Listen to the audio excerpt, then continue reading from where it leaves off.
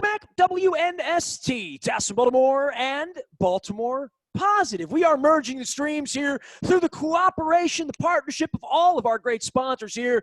You know, I'm going to dedicate this segment, you know, if a Baltimore guy can spend a weekend in Philadelphia and down in D.C., a Dundalk guy can pay homage to all things Essex. So I want to thank our friends at Pizza John's and the entire family down there, as well as our friends at Al's Seafood for our Essex sponsors and Essex friendships. And you know, my pal Mark Miller is a Dundalk guy because we're Dundalk people, but has been in Essex with Bill Blondell forever and ever and ever.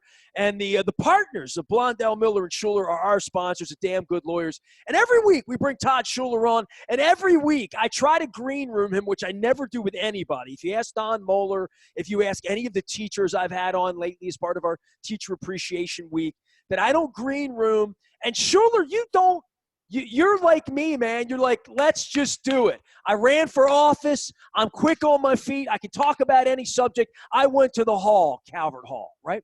The hall, absolutely. And right there, we are Essex. We're happy and proud to be an Essex small business, and everything that means. I'm sitting in my office right here on Eastern Avenue. You know, the neighborhood has been good to us over the years. You know, we intend to be good to it over the years and keep our building in ship shape and you know, do everything we can to be good citizens of Essex. You know, we love. By the way, I didn't give this any love side to of town. Patrick's. I got to give hello to everybody at Patrick's there. Put some foreigner and some bad company on a jukebox. I'm going to come in and get a goblet one day, get some beer, you know? They're right down the street. They're the perfect post-work happy hour for the Blondell, Miller, and Schuler crowd, you know? So it's a good little spot down there. So like you say, you highlighted some of the important businesses that we have here on Eastern Avenue and throughout Essex and Dundalk. And do you know how much time I spend in the Middlesex parking lot at the Icy Delights in the middle of summer, just getting collected? How often I sit there in the middle of the parking lot on a 92-degree day, check my mail, check my Twitter, do all of that while I enjoy like a rainbow Icy Delights. I've done that many, many times, you know? Well, we've talked about in the past how COVID has sort of altered our life, and that Middlesex shopping center and the salad bar, you know, there's no buffet dining yet. Oh, man, that's really affected, right? I'm about three days a week solid Middlesex Shoppers, you know, salad bar, and I haven't been there in 7 or 8 months, you know. And I don't just go in there and get a sandwich. I mean, when your patterns are off, you know. You can't just go to the same place that you always go to and get something different. And so, yeah, it's but yeah, that's our spot right there. I spent a lot of time in that shopping center myself. So this is the fun segment every week where I can just sort of, you know, rail off what's happened to me in my real life this week and kind of have some fun with you because you're always such like the ray of sunshine, you know, Todd Schuler. So Sunday morning, you're going to laugh because I'm probably not going to tell this one. Maybe I'll tell it with Moeller later in the week. I'm not sure. I'm not doing a lot of radio this week. It's bye week. We're resetting the company. We're doing a lot of things around here, getting WNST Classic together and the Baltimore Positive Classic. But, you know, I've been waving my voting thing, and I keep reaching for it because it's been on my desk for like a month. And I keep holding it up. Every time I hold it up, Moeller, dude, you got to vote. You got to get that in. What if it burns? And I'm like, dude, I'll get it. We're going to vote. You know what they say, have a plan, right? I was driving around Philadelphia. Sure. Have a plan. Have your voting plan. So our plan was Saturday, we were going to walk it up to the ballot box at Camden Yards. And we can look out our window from where we live and see the police lights. There's always like a police light around it because it's being guarded, right? So Saturday comes and goes. My wife took a nap. She was doing stuff. We didn't get it done. We're like, look, Sunday morning, before I drive to Philly, we're going to do the farmer's market, and we're going to go drop our ballots off. So wife goes and gets her vegetables, comes home. I get my hair done up real nice and get my gear on, my backpack. I'm going to go to Philadelphia for the big game. We finally have everything. I almost broke the seal off wrong. I almost like tore the My wife's like, no, don't tear the second seal. And I'm like, okay, I'm losing my mind here. I said, I'm the guy that walks to the school and votes. That's what I've been doing my whole life. I used to pull the little ballot, the little thing when I was a kid. So anyway, we go up and we get there at, I don't know, 8:45 a.m., broad daylight. I'm underneath the warehouse. Welcome to Oriole Park. You got all the great stuff, the light rail. There's nobody down there. And we go up to vote, and there's a lock. Ah, It's the weekend. We couldn't vote. So I oh still haven't man. voted. Yeah, as we speak here, we're going to do it. I looked out this morning. They're back up, but there was no one to guard the box. So when the box isn't being guarded, they lock it. How about that? How about that? Hey, that's a good public service announcement. I had no idea. I stuck my ballot the day I got it in my mailbox and put my little flag up because I figured I've been on here and told you how much I trust the Baltimore County Board of Elections, and I've seen them firsthand close up at work, but I also trust the United States Postal Service, and I was going to demonstrate that by my vote by mail, which I did. See, I'm going to show it to you right there. There's the ballot, and you can see there's the lock on it. Okay. Yeah, yeah. So literally, it had like a real, like legitimate. That's the lock that's on it, and there's my wife in a look of frustration of like, WTF? You know what I mean? But we're going to vote. I mean, I'm on it. This is where you become the citizen here, or the delegate, and the attorney, and the friend, and the guy with the good advice. This is some heavy stuff right now, right? We're in a census year, right? We obviously have blue and red, and I don't know how many undecideds there are. This feels to me like when I'm on the phone with my 36-year-old son driving back from Philadelphia, and we're talking about Senate seats in Kentucky and South Carolina and Texas and Maine and these other places where Right. if I had 10 extra dollars right now, I would strongly consider giving it to Amy McGrath or Jamie Harrison if you want to fix our country. You know, so for me, I've done both, by the this way. is heavy. Well, but this is heavy, and I want you to speak to the heaviness of it, because as much as I can kid around about the lockbox, there's no joking when you stand 11 hours in line to vote, which we've seen far, far too much here this week. And if anything, Baltimore Positive is my 50-year-old Tony Robbins gift to civics. It is my own civics journey through Don Moeller and through people like you and other people we need to become a better country if we're going to have a better life, all of us.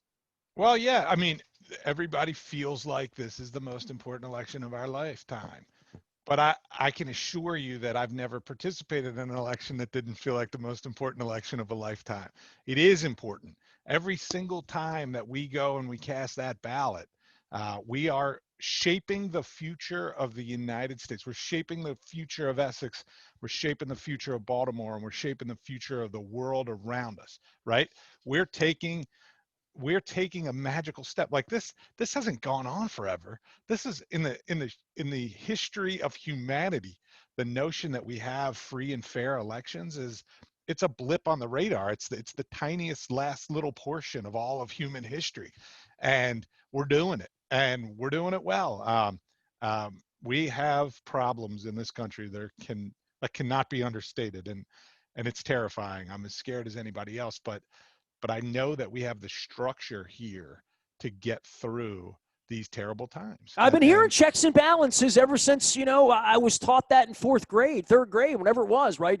We begin civics lessons and the Constitution, and, we all get up every morning and pledge of allegiance, allegiance to the country, and, the next couple of weeks are going to test us all. Well, yes, and it's going to be miserable, man. I mean, it's always people are mean to each other, and there's a lot of They're really, really mean to me, Todd. They're mean to you too. Yeah, they are. I mean, people are in a tough spot. People are scared, and they interpret that different ways. And people have been scared much longer than it's gone on before Trump, and it's gone on before coronavirus. I mean, like, there's an uncertainty to the air, but it's these moments of uncertainty that forge good people, that forge the opportunity to be something more than you thought you were, as a society. But the society has to want that, dude. You know what I mean? Like, right. The majority of people really need to work hard on that, and I was kidding around with my wife and telling her an old story, because I'm having all these old teachers on, right? And Last week I did college professor Julie Simon. Please go listen to these. Go take some wisdom from Susan Monday, my 10th grade English teacher. And somehow I didn't even realize we were going to talk about To Kill a Mockingbird, which is where we wound up, and Catcher in the Rye, and writing for a living and communicating, and the difference between your and your, and it's and there and there. The things they taught you about at Calvert Hall that some of your classmates may or may not remember, that you learn about on Facebook later on in life when they try to put sentence structure together and that sort of thing. But in going through all of this period of time for all of us, that I went back to like my childhood and what my father taught me, and I started thinking about like flashcards and learning.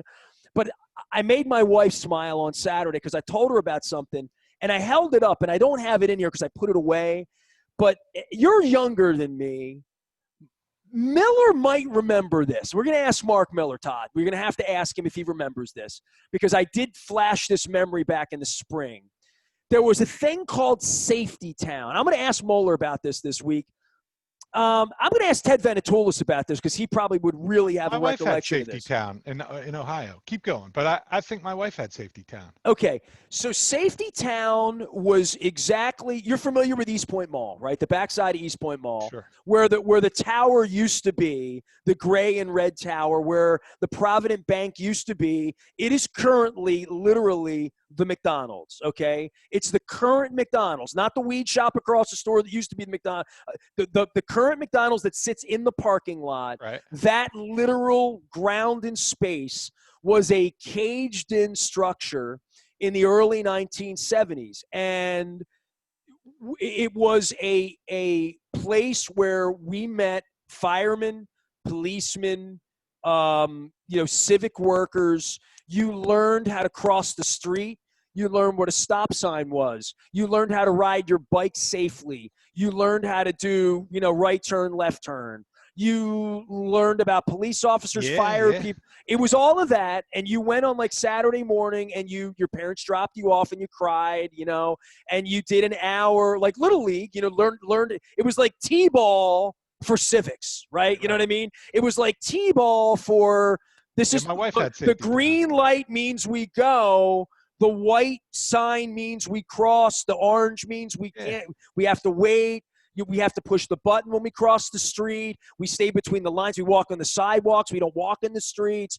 All of these things that, quite frankly, as I traverse the city, people didn't have that structure, right? So I have my little orange. It was on the wall of my bedroom. It was a certificate, and it's signed by like whoever was the police chief at the time, in 1972 or whatever. And I made my wife kind of smile about this because she's like, we didn't really have that. And I'm like, I think they do this in pre-K now, or I don't know what they do. I don't have a kid, right? But I guess they sort of do this in kindergarten or school now, where they sort of do this part of the civics platform as a young child. But it really sort of brought me back to like, where could I take my 4-year-old kid and teach him this sort of stuff now, right? The county did this in the 70s. I know that for sure because it was all sponsored by the county. And it sat on my wall as a certificate all throughout my childhood. Well, yeah, you seem like a fine graduate of Safety Town. So, there are, I don't know where there's a Safety Town now, but I mean, there are. But civics, where what we're teaching people about, I mean, I go on to Twitter and we have wildly different interpretations of the Constitution, right? And last week watching the Supreme Court stuff about original, a term I've never even heard of before, quite frankly. You're a legal guy, Todd. You went to school. Yeah, the Originalists are there's a whole movement. I mean, she comes from this Federalist Society. I don't know if any of that has come to light, but the Federalist Society at Tulane Law School, at least, was like the campus Republicans, but it is a network of lawyers who is, it starts in law school and you join this Federalist Society, and they through their ranks gave us Gorsuch and gave us Kavanaugh and gave us this Amy Coney Barrett, and you sort of pledge allegiance to the flag of the Federalists. Well, you meet. I mean, they help shape who will get these appellate judge positions, in sort of the ways that fraternities can, shape that kind of thing. And then, they have meetings with speakers on conservative topics, and, they kind of go through conservative legal theory, which is based in this originalism, which is basically if it ain't in the Constitution, it doesn't exist, for lack of a better word. For instance, there's no right to privacy enumerated in the Constitution, right? It's a concept that was interpreted as part of the Constitution by It's sort case of law, insane by that we sit Supreme around Court here decision. 250 years later talking about bedrock, for crying out loud. It's an insane thought that Thomas It, Jefferson and Ben Franklin and John Hancock could sit around and figure out what the internet would look like. I mean, hell, my father died 25 years ago, couldn't have conceptualized the Jetsons' nature of me watching the Philadelphia Eagles on Sunday for no one with a mask on.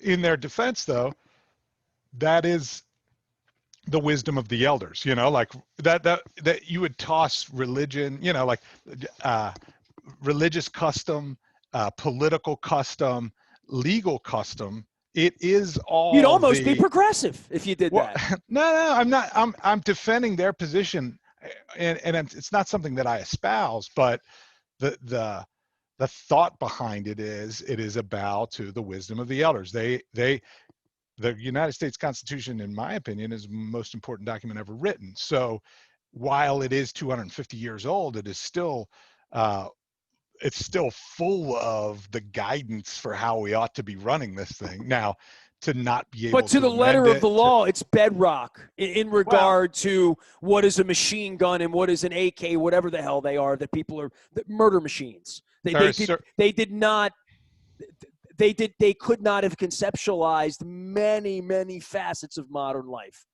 no. And what they did, I believe, is they created a system that would work regardless of uh, the future, what the future held, right? So they did put into place this method, this system of government, and left it to the legislature and the president and the courts to then evolve with the times and use that system of rules. But I mean, it's like anything else. I mean, football is not played by the same rules that it was when Newt Rockne was playing football. It is. There's 11 guys on the field. There's a quarterback. There's a snap, right? There's all of that, but it's evolved, right? They never could have conceived, um, four wide receivers and like the crazy stuff. But they As also didn't offenses. turn the football into a rock either. You know what I mean? So like there is a part of this where the bendability and the breakability and the let's go back to checks and balances, which led me to Safety Town, right? The checks and balances that we had in our society. And all of that will be tested, unlike it's been tested up since Philadelphia back in 1776, right? But if life has taught me anything, if all these elections that were the most important election of my lifetime have taught me anything, it's that there's a lot of people out there that see the world through a different lens than I do, right? There can't be. There, you said undecided. It's like, who the hell is undecided about this Trump thing? You're either in or you're out. Like I don't understand how anybody could be anything but in or out. But there's a lot of ins. I think they're probably about 40% of the country. I think that Joe Biden wins and Joe Biden wins big. I'm going to vote, or I have voted for Joe Biden, but I know that there's a significant portion of the country that thinks that Donald Trump needs to win. And those people walk amongst us, and we're related to them, and we know them, and they're clients and they're friends and they're neighbors and stuff like that. So what can I learn in recognizing that this significant block of people sees that one differently? And that's just one differently. The Supreme Court, or the originalist theory of the United States Constitution is another thing. It's a layer of that. But I know that there's a big movement within lawyers who I also hold in extreme respect. I know that there's a large movement in that. So what can I learn from that movement? How can I understand how people's brains work and how people process information based on them believing X, Y, and Z, and having just as right as I do. Usually in this country, it really just falls along the line of what news channel you watch, what you Well, believe. That is sadly what I've learned the last 4 years, that garbage in is garbage out. And what I've also learned is in this device, the real power is in giving it, becoming a mirror for you. It only gives you what you want. It only gives you what you seek. And so the only information people get is whatever bubble, you always use that word bubble, that they're in. That's the information they're getting. It's not American information. It's right or left. And there's very little middle anymore, right? Literally, because it's too hard to be in the middle. Playing in the middle from a well, media perspective, you don't wind up getting anyone. playing in the middle, from the media perspective, from Todd's perspective of the media, there is no middle. I believe that conservative media sort of separated itself off and created this vacuum that you can't try to meet it in the middle. Like, you can't play with conspiracy, you can't believe some of the stuff that QAnon's putting out. That's the middle, right? Like, well, maybe. Well, just all of it. I mean, let's start with Breitbart, and let's start with the clown that denies the murders, of children, and conspiracy theories about pizza. And Again, go back to this. What is driving that? What's making that uh, a Russian trolls. functional business model? Russian trolls, sure. A lot of money from a few individuals who have, bad intentions. The Rupert Murdochs and the Russian trolls, and sure, of There's a lot course. at stake, as we just pointed out. There's also a lot of human fear. There's a lot of very human uh, desire to do the right thing. You watch Fox News, you ever have the opportunity to flip that stuff? It's an alternate universe from what I get. And I learned it knocking doors when I was running for office. It's not about different takes on the same story. It's not a different interpretation of what happened on this story. It's whole new stories you've never heard of. And unless you knock on people's doors and say, hey, I'd like your vote, and they say, well, what do you think about the fact that Hillary Clinton's got people hiding in a basement in a pizzeria, and she's And they're you know convinced it's true. They're convinced. no, well, what Absolutely do you convinced. think about that? I don't know. I've never heard of that. The other news never told me that existed, so you're not telling me a different angle on the story. You're telling me a different story that I've never heard. Now, it's pure fiction in that particular instance, but it's Not if also, you believe it. well, it's also true. Here's where, if you, the stories, 90% of the stories that they tell you on Fox News are true stories. To me, they're not relevant to the news narrative that I've told myself is important. But there's a lot of, look at this bullied kid, and look at this Army officer who was disrespected, and look at this small business that was, damaged by, looting or something like that. So they're focused. Not 99% of it is not Pizzagate. It's a focus on true Outrage would be the story, word. outrage, the sort of outrage type stuff. But again, the stuff that I read and the stuff that I watch is outrage based too. It's outrage about the fact that we're still stuck in this 1950s model of race in this country, and outrage that we've squandered the last 15 years of saving our planet, so they feed me outrage too. You can't, if you can recognize what they're doing to manipulate other folks, you should be able to also recognize that they're giving you and me outrage as well. And so I don't know. My whole point on the thing is, it's a great opportunity. Yes, I want to win very badly. Yes, I'm terrified of what the prospects of losing are, but um, I'm also always trying to learn about perspective, and what makes things the way they are, and what people's dreams and fears and interests and all those other things that might make them see the world different than me. Well, this is the week you get to see it, right? We all get a ballot. We all get to vote on it. We can all yell and scream and talk back and forth. But this is the week where that will make it happen. So Todd Schuler is here. I'll tell you what, on behalf of everything you guys do for us over in Essex, and I'm holding up my Pizza John's cup here. We appreciate you, the sponsorship and the partnership. Damn good lawyer. At some point, I'm gonna get together with Mark and say hello. And at some point, we'll get down to Pizza John's and do that. Hopefully, anyway. Major priority. All right, man. Anything you want to say anything at the Ravens bye week? I mean, I didn't give you any chance to even yell about that. I mean, we wanted to talk about, and I appreciate the civics conversation. I really do, because this is what we should be talking about when we have these election ballots in our hands, about the future of our country, because we are all in it together. None of us are running off to Canada, hopefully, anyway. Nah, I already made that threat. I've made that threat a couple of times. It never comes true. But we're 5-1. I mean, yeah, everybody was griping yesterday, or with the comeback and everything. But 5-1 is solid. Now's not the time of the year where you have to be painting the masterpiece. Now's the time of the year where you need to be banking wins and building toward a home game in the playoffs. And we got that done. Now we roll into a bye and bring on the Steelers. Rest up. It's Steelers week. It's election week. It's civics week. And if anybody else went to Safety Town, and by the way, Todd, when you see Mark Miller, this is what I want you to tell him. Because when I remembered Safety Town, when I found my old certificate, and I took it out from underneath the glass back in the spring when I brought it over, I thought somehow in a moment about the Penguins at East Point Mall. And I'm like, am I hallucinating? Because I hadn't thought about it in 45 years, And I'm like, were there really Penguins at East Point Mall? And I put it up on Facebook, and there were absolutely Penguins at East Point Mall. And there was absolutely Safety Town, and everybody remembered it from the east side. So see if Mark remembers Safety Town and or the Penguins at East Point Mall. And if anybody out there remembers the Penguins or Safety Town, tell Todd Schuler when you run into him. How about that?